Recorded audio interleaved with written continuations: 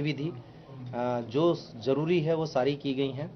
हमने लोगों के साथ बैठकें भी की हैं, पीस कमेटी जितने मौलाना लोग हैं विभिन्न मस्जिदों के, उनसे भी बातचीत की गई है अलग अलग स्तरों पर, और एक कंसेंसस है कि पीसफुली कल की सारी गतिविधि जो नमाज की होगी वो हो जाएगी।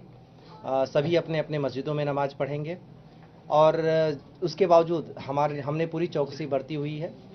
जो उस दिन की घटना है उसके संबंध में जितनी ज़रूरी चीज़ें हैं, एविडेंस कलेक्शन, वो काम अलग टीम के द्वारा किया जा रहा है।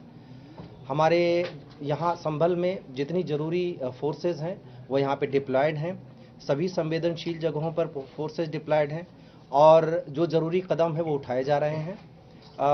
सभी से बातचीत के बाद सभी के द्वारा एश्योरेंस मिला है कि कल हर एक जगह पीसफुली ही किया जाएगा और हमारे पूरे मंडल में सभी 5 जनपदों में भी इसके संबंध में अलर्टनेस है, सभी से बातचीत की गई है। मुझे पूरी उम्मीद है कि कल चूँकि जुमे का मतलब होता है इबादत और इसमें कोई दो राय नहीं है कि सभी लोग इबादत करने ही आएंगे, तो उनसे हमें कोई दिक्कत भी नहीं है। बाहरी ताकतें इसमें घुसने न पाए इसके लिए भी हम पूरी निगरानी रखे हुए हैं। सोशल मीडिया और बाकी सारी चीज़ों पर जिसके थ्रू लोग उकसावा करते हैं या अफवाहें फैलाते हैं, उसके ऊपर भी बराबर हमारी निगरानी है। सर, कितनी फोर्स आपने डिप्लॉय की है अभी तक? देखिए, हमारे पास कुल मिला के फोर्सेज एक आरएएफ की है, 2 आरआरएफ, 13 कंपनी पीएसी, कुल मिला के 16 कंपनी बाहर से फोर्सेज हैं। हमारी लोकल पुलिस फोर्स है और स्टैंड बाई पे भी फोर्सेज हमारे पास हैं, जिसको जब जरूरी हुआ तो हम इस्तेमाल कर लेंगे। ये व्यवस्था सिर्फ कल के लिए है कि कंटिन्यू रहेगी? नहीं, ये व्यवस्था हमारे लिए कंटिन्यू है, संभल के लिए खास तौर पर। स्थिति एकदम सामान्य हो जाए तब तक हर एक जगह पर हम निगरानी रखेंगे। और दूसरी एक और भी चीज़ है कि जब तक कोशिश ये की जाती रहेगी कि यहाँ उकसावा किसी तरीके का हो, सबसे बातचीत कर रहे हैं, सबसे जब एकदम विश्वास बहाली हो जाएगी उसके बाद हमें जब जरूरत नहीं रह जाएगी, हमें कोई दिक्कत नहीं है। फिरदौसी कोर्ट में भी सुरक्षा बढ़ाई गई है सर? हाँ, मैंने कहा जैसा कि सभी संवेदनशील स्थलों पर सुरक्षा बढ़ाई गई है, तो उसी प्रकार से कोर्ट की भी सुरक्षा बढ़ाई गई है। सभी जो धार्मिक स्थल हैं उन जगहों की भी सुरक्षा बढ़ा दी गई है और उन एरियाज़ में खास तौर पर जहाँ पे इस तरीके के उकसावे वाली कार्रवाई में दो पक्ष आमने सामने आ सकते हैं, उन सभी जगहों पर सुरक्षा बढ़ाई गई। इंटरनेट बैन सर कंटिन्यू रहेगा? अभी फिलहाल इंटरनेट बैन कंटिन्यूड है। कल हम इस पे फिर से समीक्षा करेंगे और उसके अनुरूप फैसला करेंगे। जामा मस्जिद में नमाज अदा किया जाएगा सर? जामा मस्जिद में देखिए, सब जगह जैसे यूजुअल नमाज अदा की जाती है वैसे ही होगी। एक अपील की है, डीएम और एसपी ने बातचीत भी की है उस मस्जिद कमेटी से कि कम संख्या में लोग आवें ज़्यादा बेहतर है और क्योंकि वो एक हॉटस्पॉट है, उस जगह पे उपद्रव हुआ, बहुत सारी चीज़ें, साक्ष्य भी कलेक्शन हो रहा है, तो कई सारी चीज़ों के दृष्टिगत ये कहा गया है कि अगर कम संख्या में लोग आवें और जिस पर मस्जिद कमेटी सहमत भी है, हमें कोई इस पर दिक्कत नहीं है कि लोग शांतिपूर्ण तरीके से जहाँ पे भी नमाज पढ़ते हैं वहाँ पे नमाज पढ़ें। जो लोग जामा मस्जिद में नमाज पढ़ते हैं, कोई दिक्कत नहीं है। सर, से हर्जाना वसूला जाएगा क्या? अभी हम जितना डैमेज हुआ है, जो क्षति हुई है, सबका आंकलन कर रहे हैं। सर प्रशासन की तरफ से जो शाही मस्जिद है, कल नमाज होनी है वहां पर, तो क्या कोई नमाजियों की संख्या पर कोई कैप लगाया गया है या फिर ऐसा कुछ डिसाइड किया है कमेटी की तरफ से मिलकर, कमेटी के साथ मिलकर, कि आसपास के लोग ही आए और बाहर के लोगों को नहीं आने दिया जाएगा या वेरीफाई किया जाएगा? बाहर के लोग तो नहीं आवे तो अच्छा है, ये बेहतर है। देखिए, मस्जिदों में जनरली उस जगह के लोकल लोग ही जाते हैं, बाहर के लोग तभी जाते हैं जब उनके पास कोई और विकल्प ना हो। ये एक परिपाटी, एक परंपरा रही है, तो परंपरा का उल्लंघन क्यों करेंगे। हमारी ये भी कोशिश है कि वहाँ कम से कम लोग आवें, क्योंकि आप जानते हैं संवेदनशीलता उसकी बढ़ गई है। इसमें कोई दिक्कत नहीं है कि वहाँ बहुत कम संख्या में लोग इकट्ठा हों। आने वाले लोगों की जांच की जाएगी, तलाशी ली जाएगी, आधार कार्ड चेक किया जाएगा सर? बिल्कुल किया जाएगा। हमने हर एक जगह संवेदनशील जगह पर 3 लेयर की सुरक्षा बैठा रखी है। जहाँ पे ज़रूरी हो रहा है लोगों की जांच भी कर रहे हैं। मैंने कहा जब तक विश्वास बहाली नहीं हो जाती तब तक ये करना जरूरी है और हम कर रहे हैं। एक सवाल ये है कि रविवार को इंसिडेंट हुआ है, आज गुरुवार है, कल शुक्रवार हो जाएगा। लगभग कितने लोगों की मौत हुई है, मौत की पुष्टि हुई है आधिकारिक तौर पर, और जो जिन लोगों की मौत हुई है उसके लिए रिस्पॉन्सिबल कौन है? अगर पुलिस की गोलियों से उनकी मौत नहीं हुई है तो किसकी गोलियों से मौत उनकी हुई है? ऐसा परिवार वाले आरोप लगा रहे हैं कि पुलिस की गोलियों से ही उनके परिजनों की मौत हुई है, तो इन्वेस्टिगेशन किस हद तक पहुंचा है और कोई एसआईटी स्थापन की जाएगी या कोई अभी तक का क्या स्टेटस है पुलिस का, इसके जो 4 लोग या 5 लोग मरे हैं, क्योंकि 5 लोग इज द मोर, बहुत बड़ा आंकड़ा है ये। जो आप कह रहे हैं 5, 6, 10 निश्चित रूप से उसके बारे में साक्ष्य तो होगा हमारे पास। ये आधिकारिक हो चाहे ऑफिशियल चाहे अनऑफिशियल, 4 लोगों की ही मृत्यु हुई है। जिसकी मृत्यु होती है उसका पोस्टमार्टम होता है, उसकी रिपोर्ट होती है। तो 4 लोगों की मृत्यु हुई है और 4 लोगों का पोस्टमार्टम हुआ है, इसमें कहीं दूसरी दो राय है ही नहीं। एक व्यक्ति मुरादाबाद में उपचाराधीन है। दूसरी बात जो आपने कही कि किसकी गोली से मृत्यु हुई, कोई आरोप लगा रहे हैं, आरोप तो सिर्फ एक नहीं 10 लगाए जा रहे हैं। मैं कह रहा हूं 10 नहीं, आप 100 आरोप लगा लीजिए, साक्ष्य तो दीजिए। हम जो भी बात बोल रहे हैं हम साक्ष्यों के आधार पर बोल रहे हैं और हर एक चीज प्रामाणिक तौर पे बोल रहे हैं। मैं कहता हूं हर एक चीज को सुनने को तैयार है। किसने गोली चलाई उसके बारे में साक्ष्य देंगे। मैं पुलिस को भी इससे बरी नहीं कर रहा हूं, मैं कह रहा हूं आप साक्ष्य दीजिए, हम उसके बारे में भी जो समुचित कार्रवाई है बिल्कुल करेंगे। अगर कोई दोषी है, किसी को भी किसी की जान यूं ही लेने का अधिकार नहीं है, तो हम उसमें पूरी तरह कमिटेड हैं कि जांच करेंगे। हमने जितनी बातें अभी तक कही हैं उसके बारे में प्रमाण दिए हैं और लोगों से बातचीत भी कर रहे हैं, लोगों से हर तरीके की इनपुट मिल रही है, लोग सहयोग भी कर रहे हैं और बराबर हम आपके बीच में भी शेयर कर रहे हैं। हम जो कदम उठा रहे हैं, हम इस मामले में पूरी तरह ट्रांसपेरेंट है। तो पहली बात कि किसी आरोप में नहीं जाऊंगा, किसी बयान में नहीं जाऊंगा। जिनके परिवार में मृत्यु हुई है वो परिवार दुखी है, उसके पास जो भी आएगा कुछ भी कहेगा उस बात को मान लेंगे। तो बयान के आधार पर कोई चीज नहीं कहेंगे, साक्ष्य के आधार पर कहेंगे और उसमें हमने जो भी जरूरी साक्ष्य है मैं पहले दिन से सभी को शेयर कर रहा हूं, सारे कारण भी बता रहा हूं। केवल एक वीडियो का आधार बना के आप सारी बातें नहीं कर सकते। वो भी वीडियो जो आपने किसी ने भी नहीं ली है, जिसने सीसीटीवी कैमरा फोड़ दिया कि उनका कैप्चर न होने पावे। तमाम मोबाइल फोन लोगों के पास हैं, किसी ने उसको कैप्चर नहीं किया कि ये देखो जी पुलिस मार रही है। अगर कहें कि उसमें अफरा तफरी में किसी को वीडियो लेने का अवसर नहीं मिला या ऐसी कंडीशन नहीं थी कि वीडियो लिया जाए, तो मस्जिद के पीछे से तो वीडियो लेने का मौका मिल गया कि ये देखो धुआं उठ रहा है, जबकि वो धुआं गाड़ियों से उठ रहा था। मैं किसी भी बेबुनियाद चीज को इसमें शामिल नहीं करना चाहूंगा। एक तथ्यपरक चीज है, एक घटना घटी, सबको पता है वहां पे कैसे क्या हुआ उसके बारे में हम पड़ताल कर रहे हैं। जहां तक आपने कहा कि किसने गोली चलाई, ये इतनी जल्दीबाजी कर देना हो सकता है बहुत बड़ी बात है। बहुत सारे तरीके से इनपुट हमें आ रहे हैं। लोग सर संबल के सांसद जिया उर रहमान बर्क और विधायक के बेटे का नाम एफआईआर में, बाय नेम एफआईआर में दर्ज है, रोल तक उनका दर्ज है। तो उन पर कार्रवाई के लिए क्या उनकी अरेस्टिंग होगी या उन्हें नोटिस वगैरह सर्व करके इन्वेस्टिगेशन ज्वाइन कराएंगे, क्या प्रोसीजर? क्योंकि तमाम लोग ये जानना चाहते हैं कि भाई जब नाम दिया है तो वो इन्वेस्टिगेशन का पार्ट कब शुरू बनेंगे? आपको पता है उसके लिए प्रोसीजर होता है जी।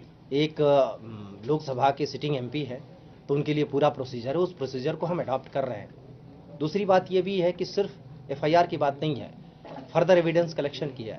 हमें हमारी प्राथमिकता अभी एविडेंस कलेक्शन की है।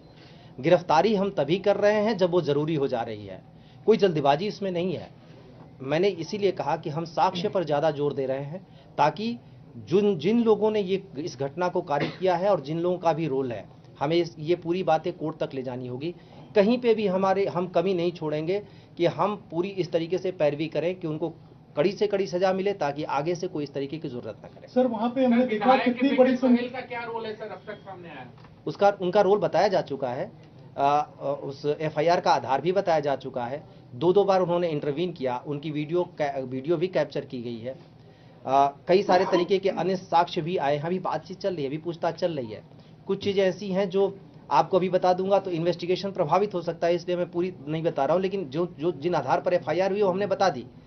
तो किसी के विरुद्ध भी कोई भी कार्रवाई केवल हम अंदाजे या आकलन या हेस्ट में नहीं कर रहे हैं, बिना साक्ष्यों के नहीं कर रहे हैं, इतना आपको एश्योर सर। अब तक जितने पुलिस वाले घायल हुए थे और हमने देखा किस तरीके से संपत्तियों को नुकसान पहुंचाया गया, जो दंगाई आए थे और जिस तरीके से उन्होंने संपत्तियों को नुकसान पहुंचाया, कोई आकलन आप लोगों ने किया है कितना नुकसान पहुंचा है, कितने पुलिस वाले अभी इंजर्ड हैं और किस तरीके से पूरा ये हुआ है? देखिए आकलन अंतिम चरण में है।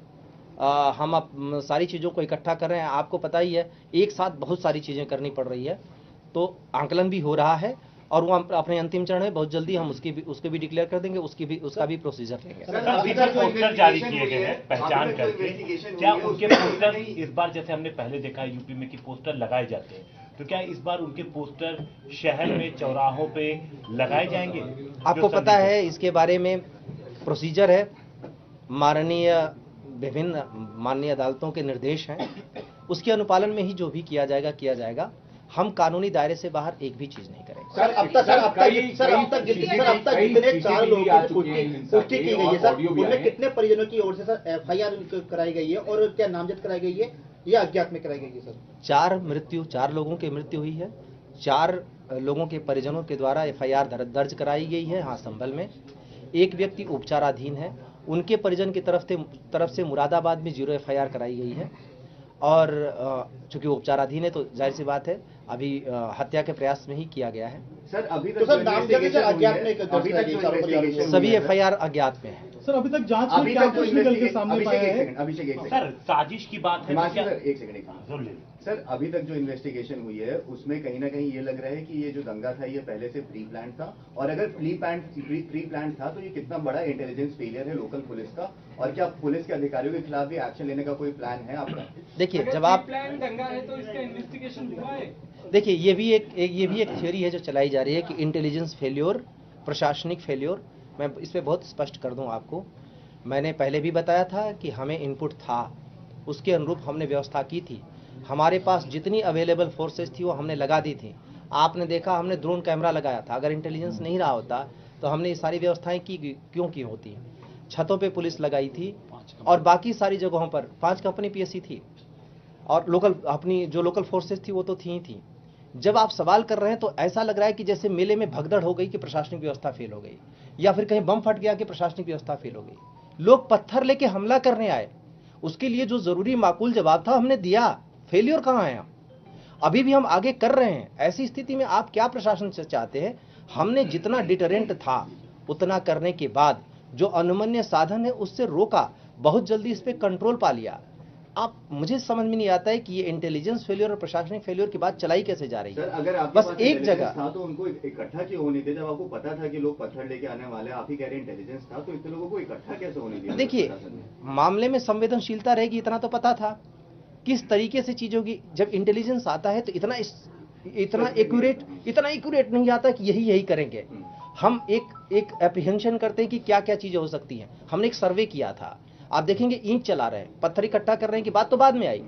ईंट चला रहे हैं, ईंट कौन सी है? निर्माण की ईंट है। अगर हम सबकी ईंट उठाने लगते तो कहते साहब देखो ये ईंटें उठाने लगे। पुरानी दीवारों से ईंटें निकाली गई, ये भी आपको कैमरे में कैप्चर दिखा दूंगा। तो जो चीजें की गई हैं वो तत्काल की गई हैं। ऐसे में जब आप कह रहे हैं कि इकट्ठा क्यों होने दिया गया, आप लोगों ने उस जगह को विजिट किया है, कितनी सारी गलियां आपने देखा। आप कितनी हम फोर्सेज लगा देंगे? अगर पूरी फोर्सेज लगाएंगे तो एक साथ कितनी सारी फोर्सेज चाहिए होंगी। एक साथ आप अचानक से इकट्ठा हो जाते हैं वहां पे, क्या हम सामान्य लोगों को पकड़ के वहां करने लगे कि नहीं तुम वहां आ रहे हो, तो फिर तो कहने लगा कि सबको आप दंगाई समझते हैं, सबको आप बलवाई समझते हैं। और दूसरी बात है कि रोकने के लिए फोर्स का इस्तेमाल तो करना पड़ेगा। जब फोर्स का इस्तेमाल हो रहा है तब भी सवाल उठ रहे हैं कि पुलिस ने इतना फोर्स का इस्तेमाल क्यों कर दिया, ये देखिए जी ऐसे कर रहे हैं वैसे कर रहे हैं। जो भी हमने किया अनुमन्य तरीके से जो भी हो सकता था किया, लेकिन जो वहां आए थे उस एरिया में दुकानें बंद करा दी गई थी, बैरिकेडिंग की गई थी। तो जो वहां आया था वो कोई ऐसा नहीं था कि मेले में आया था, अपने काम से किसी आया था। उनका टारगेट बड़ा फिक्स था कि वो क्यों वहां पे मौजूद थे। जो भी थे मौजूद थे। मुझे नहीं समझ में आता कि कैसे उनके साथ सिंपैथी हो सकती है। कोई स्टूडेंट एजिटेशन नहीं था, कोई किसान आंदोलन नहीं था। यहाँ पे कुछ लोग आए थे और उसी पर्पस से आए थे। मस्जिद पे पत्थर चलाई गई, आप बताइए कहाँ से जायज है? मैं किसी को जस्टिफाई भी नहीं कर रहा हूँ, किसी को डिफेंड भी नहीं कर रहा हूँ, लेकिन जो किसी को डिफेंड कर रहा है मैं उससे ये सवाल कर रहा हूँ कि आप ये चीज कैसे कह सकते हैं? आप जब भी रहे ओपन रहिए। सर साजिश का पता चला, जो साजिश थी तो पीछे कौन लोग थे?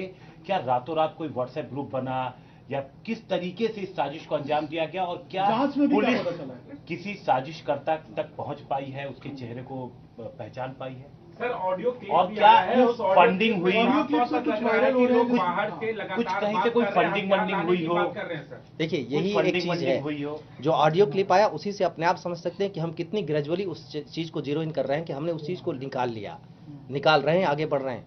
ये एक व्यक्ति केवल नहीं है, इंटरमीडिएटरी भी बहुत सारे लोग हैं।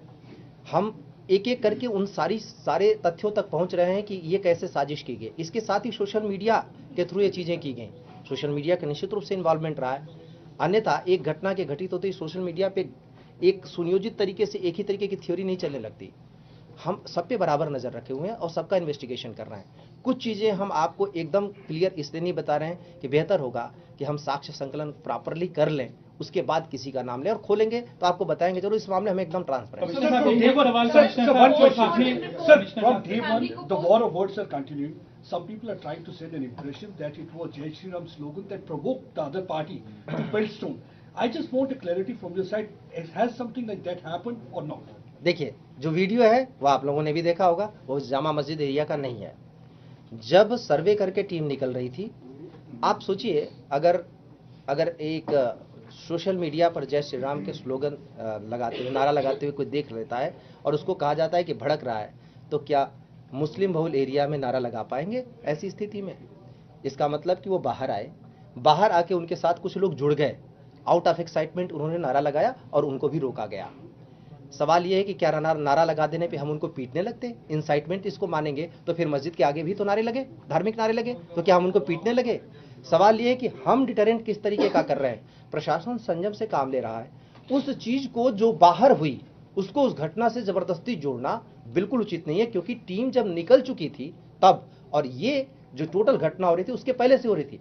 9:30 पे पूरा एग्रेशन हो चुका था, 9:30 9:40 के बीच में। तो वो जो वीडियो है वो तो बहुत बाद का है। ये जस्टिफिकेशन, देखिए मैं सिर्फ यही रिक्वेस्ट करूंगा कि किसी को भी गलत चीज का जस्टिफिकेशन नहीं करना चाहिए। वो चाहे गलती हमारी हो, हम उसको जस्टिफाई ना करें, चाहे गलती किसी और की भी हो। मैं जो कहूंगा पूरे एविडेंस के साथ कहूंगा और बाकी सारे लोग भी कहें, एविडेंस को डिस्टोर्ट करके ना कहें, सीधे सीधे। कमिश्नर साहब, एक सवाल ये है कि जो थ्योरी की आपने सर कमिश्नर साहब जिक्र किया, थ्योरी के अंदर ये भी आ रही है कि ये इंटरनल था, तुर्क बनाम पठान। क्या इन्वेस्टिगेशन इस और भी इशारा कर रहा है? जितनी सारी थ्योरीज आ रही हैं, हम रूल आउट किसी को नहीं कर रहे हैं।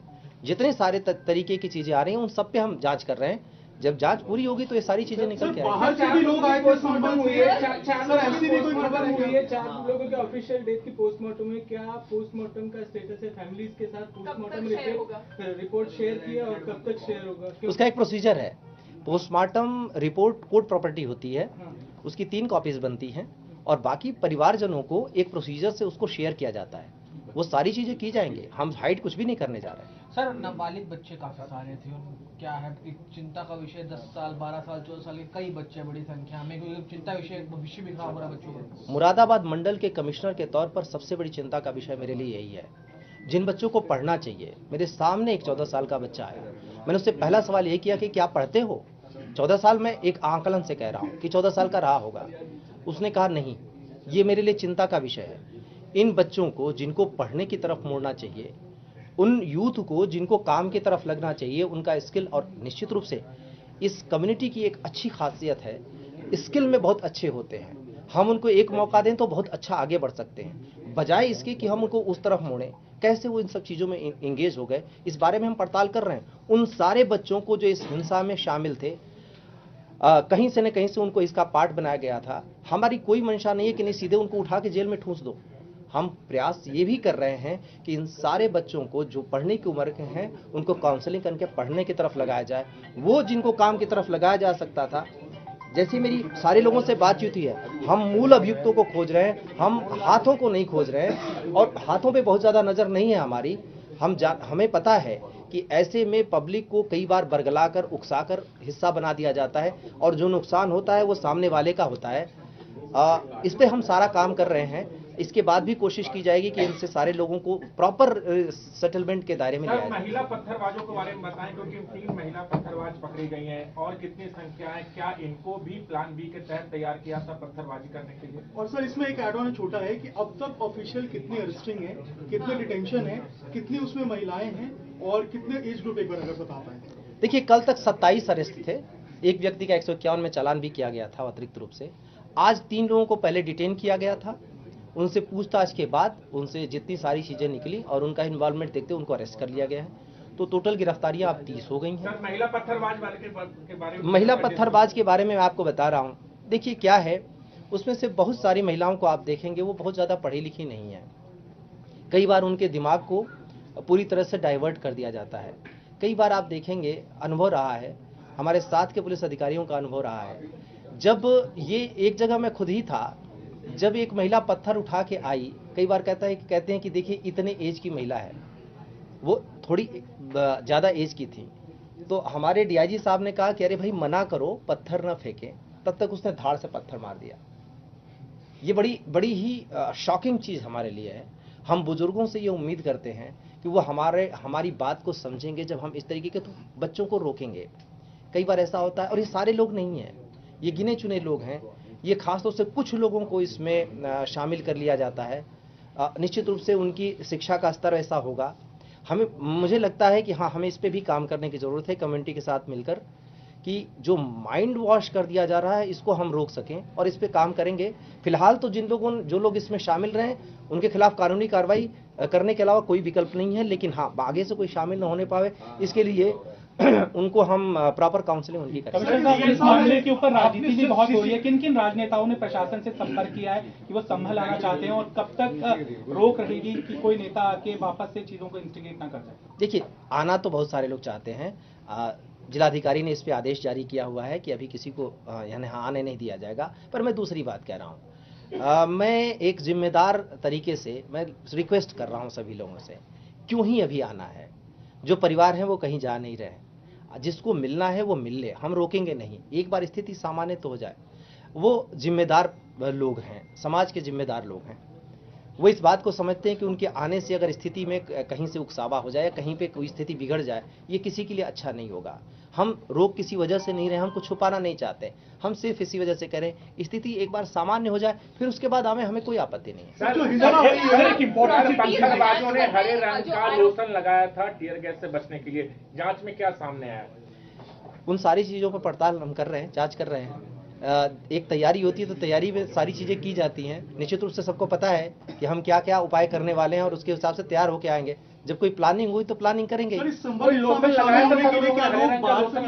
आरोपी के प्रॉपर्टीज भी अटैच अभी किए जा रहे हैं। इसका एक प्राविधान है, उस प्राविधान के अंतर्गत सारे उपाय किए जाएंगे। क्या संबल में शामिल होने के लिए नहीं, उसमें है वीडियो और फोटोज में कैप्चर है, उसकी हम प्रॉपर जांच करने के बाद इसको डिक्लेयर करेंगे। सीसीटीवी फुटेज में देखा गया है कि एक पर्सन अपने हाल में कंट्री में वेपन था। उसके बाद ये भी देखा गया कि फायरिंग में पुलिस वाले कुछ इंजर्ड हुए। उसके बावजूद एक स्टेटमेंट आता है असदुद्दीन ओवैसी का कि पुलिस वाले खून नहीं बरसा रहे। So what will be your response to such statement coming from politicians who are just trying to villainize police? देखिए, वहां पर जो वीडियोग्राफी है उसको आप बहुत क्लियर देख सकते हैं। पत्थर कहां से आ रहे हैं, कहां से जा रहे हैं। ये कहना कि पुलिस वाले फूल नहीं बरसा रहे थे, अब इसका जवाब अगर मैं ये दूं कि कोई हमारे ऊपर पत्थर बरसाएगा तो हम उसके ऊपर फूल तो नहीं बरसाएंगे। जाहिर सी बात है, एक उम्मीद की जाती है कि हमें भी अधिकार दिए गए हैं, कानून के दायरे में रहकर जो भी करने का अधिकार है वो हमारा है। लेकिन अधिकार को मैं कर्तव्य से ज्यादा जोड़ता हूँ। हमारी ड्यूटी है कि हम शांति बहाली करें, उसी से वो अधिकार बंधा हुआ है। हमने पूरा प्रयास किया उस शांति पहले समझाया ही, लोगों को समझाकर वहां से हटाने का प्रयास किया। ऐसा नहीं कि एकाएक हमने लाठीचार्ज कर दी। जो कहा जा रहा है, अगर कोई दावा कर रहा है तो इसके बारे में वो वीडियो जरूर देगा। हमने तो सारे वीडियो दिए, लोगों को जारी भी किए जो हमने किया है। लेकिन अगर कोई ये कहता है कि नहीं पुलिस ने अचानक से कर दिया, अच्छा, पुलिस को उकसाने की क्या जरूरत है? सबको अपनी नौकरी प्यारी है, सब चाहेंगे कि भाई उस जगह पे ड्यूटी लगी है, वहां से हम आराम से चलें, घर पे जाके बैठेंगे। आज की डेट में दिन रात सबसे ज्यादा ड्यूटी कौन कर रहा है? हमारा पुलिस वाला कर रहा है। कोई चाहता है कि नहीं एक इस जगह पे हम पड़े रहें। जो बातें की जा रही हैं बिना तर्क के की जा रही हैं, उनका मैं कोई जवाब नहीं दूंगा। पॉलिटिकल बयानों पर मुझे कुछ नहीं कहना है, लेकिन हाँ, जो भी कहे सबसे रिक्वेस्ट कर रहा हूं, आप एक साक्ष्य के साथ कोई चीज बात कहेंगे तो समझ में आएगी। मैंने तो कहा मैं ओपन हूं हर एक चीज के लिए। अगर कोई कहता है कि ये देखो साक्ष्य में पुलिस वाले करते हुए दिख रहे हैं, मैं उसके लिए तैयार हूं। हाँ, उनकी भी जांच की जाएगी, उनके विरुद्ध भी कार्रवाई की जाएगी। सर, क्या संबल हिंसा में शामिल होने के लिए बाहर से भी लोग आए थे? संबल के बाहर से आए लोगों का निश्चित रूप से इसमें हाथ हो सकता है, उसके लिए हम पूरी पड़ताल कर रहे हैं, और जैसे जैसे हमारी पड़ताल आगे बढ़ेगी हम